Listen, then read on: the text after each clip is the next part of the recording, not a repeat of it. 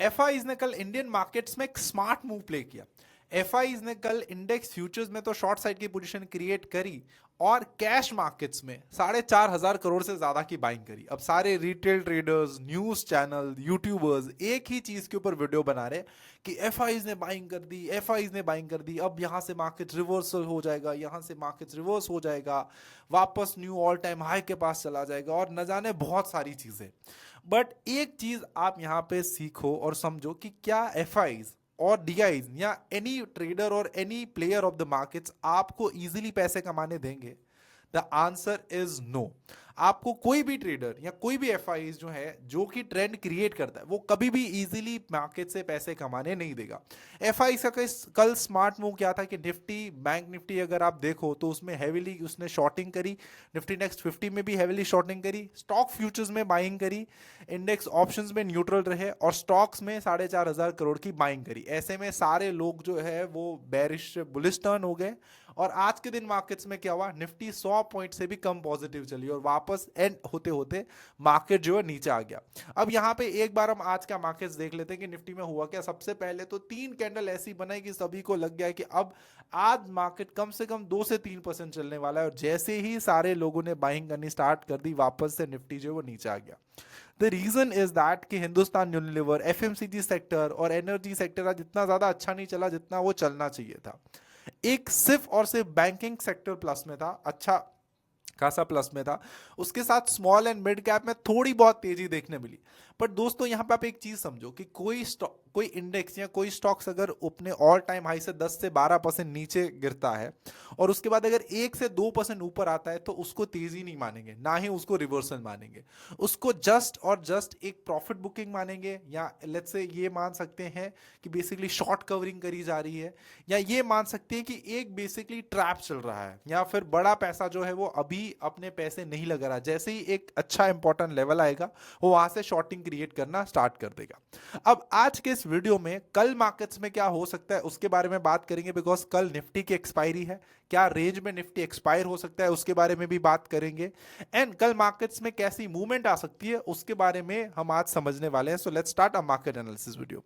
अब सबसे पहले अगर बैंक निफ्टी देखोगे तो बैंक निफ्टी में भी भरपूर तेजी आई, उसके बाद साइडवेज हो गया मार्केट, सारे ट्रेडर्स की लॉस कर दिए एंड वापस से एंड में एक पुल बैक आया। सेम चीज निफ्टी में जो है वो रिवर्सल होगी कि निफ्टी में स्टार्टिंग में मार्केट जो है वो ऊपर चढ़ने लगा था और उसके बाद नीचे आ गया। अब यहां पे आप एक चीज देखना, आज सबसे ज्यादा हुआ क्या है, सबसे ज्यादा प्रीमियम आज डिके हुआ है। आप देख सकते हो कि एक्सपायरी से के जैसे जैसे स्ट्रैडल जो है या ऑप्शंस नजदीक आते रहते हैं वैसे वैसे उसके प्रीमियम जो डिके होते रहते हैं। तो the biggest problem is in option buying is कि आप जैसे ही कोई ऑप्शन बाय करते हो तो जैसे ही अगर मार्केट्स ऊपर नीचे, मतलब मार्केट्स कोई एक डायरेक्शनल नहीं पकड़ता और मार्केट सिर्फ और सिर्फ वहीं का वहीं भी रहता है तो टाइम डीके की वजह से आपके जो प्रीमियम्स है उसकी वैल्यू कम हो सकती है। यही आज के दिन हुआ है।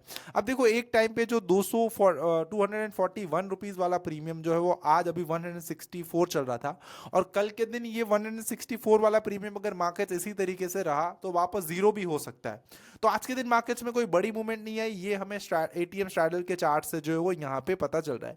अब इसी के साथ अगर फियर और ग्रीड इंडेक्स देखे जिससे कि हमें ये पता चल रहा है कि ओवरऑल मार्केट्स का मूड क्या है, ओवरऑल ज्यादातर रिटेल ट्रेडर्स या एफ आई डी आई ये क्या कर रहे हैं। तो यहाँ पे आप देख सकते हो अभी भी फियरफुल है।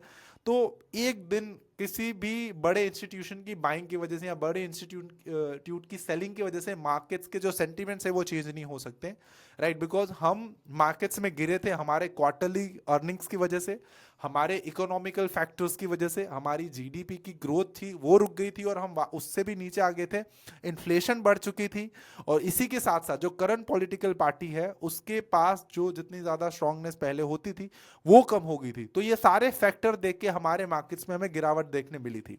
तो जैसे जैसे इकोनॉमी स्ट्रांग होती जाएगी, जैसे जैसे इकोनॉमी अच्छी होती जाएगी वैसे वैसे हमारे मार्केट्स के सेंटीमेंट्स चेंज होते जाएंगे और वैसे ही हमें मार्केट्स में पॉजिटिव ट्रेंड चेंज होते दिखेंगे। सिर्फ एफआईज एक दिन बाय करेंगे उससे कुछ नहीं दिखने वाला। अब यहाँ पे आप देख सकते हो मार्केट्स का मूड भी आज फियरफुल है। अब इसी के साथ अगर आप एडवांस एंड डिक्लाइन आज रेशियो देखो तो 384 स्टॉक्स जो है वो पॉजिटिव में है और 113 स्टॉक्स जो है वो नेगेटिव में है। बट ऐसे में अगर तेजी आनी होती तो आज निफ्टी 2% से ज़्यादा चल जाता, बट आज ऐसा हुआ क्यों नहीं? निफ्टी मतलब आप समझ लो जहाँ पे ओपनिंग हुई वहाँ पे ही निफ्टी की क्लोजिंग हुई। सिर्फ और सिर्फ बैंक निफ्टी 0.98% चला है, मतलब 1% चला है, राइट। बैंक निफ्टी एक अच्छा खासा पॉजिटिव है। द रीजन इज दैट कि ये सिर्फ और सिर्फ मुझे ऐसा लगता है कि एक ट्रैप क्रिएट किया जा रहा है। जैसे ही सारे रिटेल ट्रेडर्स आ जाएंगे वापस से 2 to 3% जो है वो मार्केट वहां से क्रैश करेंगे और सारे रिटेल ट्रेडर्स फंस जाएंगे। अब यहाँ पे आप मार्केट का हेल्थ भी देखोगे तो एक्सट्रीम फियरफुल है आज के दिन भी। और इसी के साथ आज कौन कौन से सेक्टर ने अच्छा परफॉर्मेंस दिया? That is construction, media and entertainment, PSU banks, metals, energy, private bank and bank Nifty. बाकी के यहाँ पे आप देख सकते हो automobile, consumer, food, pharma and health care, ये सारे सेक्टर्स जो आज के दिन नहीं चले हैं। और कहाँ कहाँ पे लॉन्ग बिल्डअप हो रहे हैं और कहाँ कहाँ पे शॉर्ट बिल्डअप हो रहे हैं, यहाँ पे आप ये स्टॉक्स देख रहे हो कि भाई इन्फोसिस, अदानी एंटरप्राइज जो है वो, टीसीएस, डाबर, ये सारे सेक्टर्स में अभी भी जो है वो शॉर्ट क्रिएट हो रहे हैं। और लॉन्ग बिल्डअप कहाँ पे हो रहे हैं? जोमैटो है, एनटीपीसी है, जिंदाल स्टील है, बीएससी इंडिया है, ये सारे स्टॉक्स में। और टॉप गेनर में भी और टॉप लूजर के स्टॉक्स यहाँ पे आप देख सकते हो। तो देखो यहाँ पे ना डेटा में ऑलरेडी पता चल जाता है कि अगर मार्केट इतना भी अच्छा होता तो यार आज तो मार्केट्स को छप्पड़ फाड़ के चलना चाहिए था, बट ऐसा क्यों नहीं हुआ? द रीजन इज दैट अभी भी मार्केट्स नेगेटिव में ही। और आज भी जो पुट राइटर्स हैं वो कम हुए हैं और कॉल साइड पे ओआई जो है वो बिल्डअप हुआ है। इट मींस अभी भी ऑप्शन राइटर्स का जो व्यू है मार्केट्स के ऊपर वो नेगेटिव है। अब इसी के साथ अब हम देख लेते हैं कि कल मार्केट्स में क्या हो सकता है। देखो जहां पे ये जो मार्केट्स ने रेंज बनाई है, ये जो आप लेवल देख सकते हो, मैंने बताया था कि 22,800, उसी लेवल के आसपास मार्केट कहीं ना कहीं रुका है और उसी लेवल के आसपास मार्केट सस्टेन कर रहा है। ट्रस्ट मी, मुझे ऐसा लग रहा है कि जैसे ही ज्यादातर रिटेल ट्रेडर्स आ जाएंगे ये लेवल ब्रेक हो जाएगा एंड मार्केट्स इसके नीचे क्लोजिंग दे देगा एंड उसके बाद और शॉर्टिंग के जो लेवल्स हैं वो ओपन हो जाएंगे, राइट। तो अभी भी मेरा मूड जो है और मेरे जो इंडिकेटर्स हैं या जो मेरा एनालिसिस है वो मार्केट्स के ऊपर नेगेटिव ही है। मैं कब new fresh short position create करूंगा? जब मार्केट 22,700 के लेवल्स जो है वो ब्रेक करेगी, उसके बाद और ज्यादा मार्केट जो गिर सकता है। और अभी भी मेरे लिए निफ्टी एंड बैंक निफ्टी अभी भी नेगेटिव में ही है। एक दिन की तेजी दिखाने से मार्केट के मूड जो वो चेंज नहीं हो जाते। जब तक बैंक निफ्टी 49,700 के नीचे है, बैंक निफ्टी मेरे लिए भी नेगेटिव है। अब ऐसे में शॉर्ट कब करना चाहिए? 48,800 के लेवल्स ब्रेक करने पर बैंक निफ्टी को शॉर्ट कर सकते हैं एंड यहाँ पे आप देख सकते हो 22,700 के लेवल्स ब्रेक करने पर यहाँ पे मंदी जो है वो खेल सकते हैं निफ्टी में भी। अब यहाँ पे मैं आपको एक चीज दिखाना चाहूंगा कि आप अगर कल के दिन एक्सपायरी है तो क्या कर सकते हो, इसको जरा ध्यान से देख लेते हैं। सबसे पहले हमें इसके लिए पहले ऑप्शन चेन में जाना पड़ेगा एंड देखना पड़ेगा कि यार कहाँ कहाँ पे बेसिकली जो है वो ओआई क्रिएट हुआ है, सबसे ज्यादा ओपन इंटरेस्ट कहाँ पे है। तो देखो सबसे पहले हम यहाँ पे गए तो आप देख सकते हो 23,500 के कॉल ऑप्शन में सबसे ज्यादा जो है वो ओपन इंटरेस्ट यहाँ पे क्रिएट करा गया है। सबसे ज्यादा मतलब यहाँ पे देख सकते हो ऑप्शन राइटर्स यहीं पे है। तो इट मींस मार्केट जो है वो 23,500 ऊपर की साइड में और नीचे की साइड में यहाँ पे आप अगर देखो तो 22,000 तक, उस रेंज के बीच में मार्केट जो है वो कल के दिन ट्रेड कर सकता है।